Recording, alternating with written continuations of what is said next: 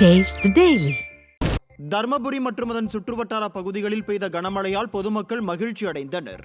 மாவட்டத்தில் கடந்த சில நாட்களாகவே வெயில் வாட்டி வந்த நிலையில் தர்மபுரி நகர் மற்றும் அதன் சுற்றுவட்டார பகுதிகளான செட்டிக்கரை, சோளக்கொட்டாய், வடசல்பட்டி, கடத்தூர் உள்ளிட்ட பல்வேறு பகுதிகளில் கனமழை கொட்டி தீர்த்தது. மழையால் வெப்பம் தணிந்து குளிர்ச்சியான சூழல் நிலவியதால் பொதுமக்கள் மற்றும் விவசாயிகள் மகிழ்ச்சி அடைந்தனர். கன்னியாகுமரி மாவட்டம் அருமநல்லூரில் இணைப்பு பாலம் மழைநீரில் மூழ்கியதால் அப்பகுதி மக்கள் கடும் அவதியடைந்து வருகின்றனர்.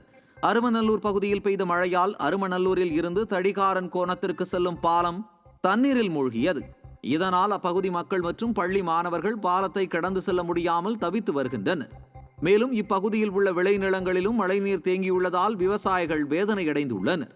விடியா திமுக அரசு விளைநிலங்களில் தேங்கியுள்ள மழைநீரை அகற்றுவதுடன் புதிய பாலம் கட்டித்தர வேண்டும் என அப்பகுதி மக்கள் வலியுறுத்தியுள்ளனர்.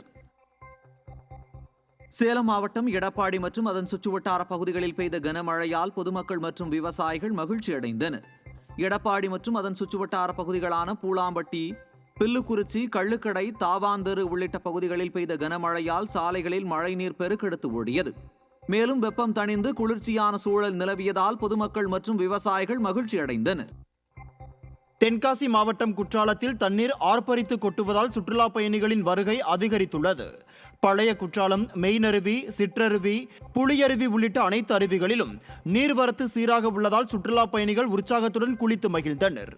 விடுமுறை தினம் என்பதால் சுற்றுலா பயணிகளின் கூட்டம் அதிகரித்து காணப்படுகிறது.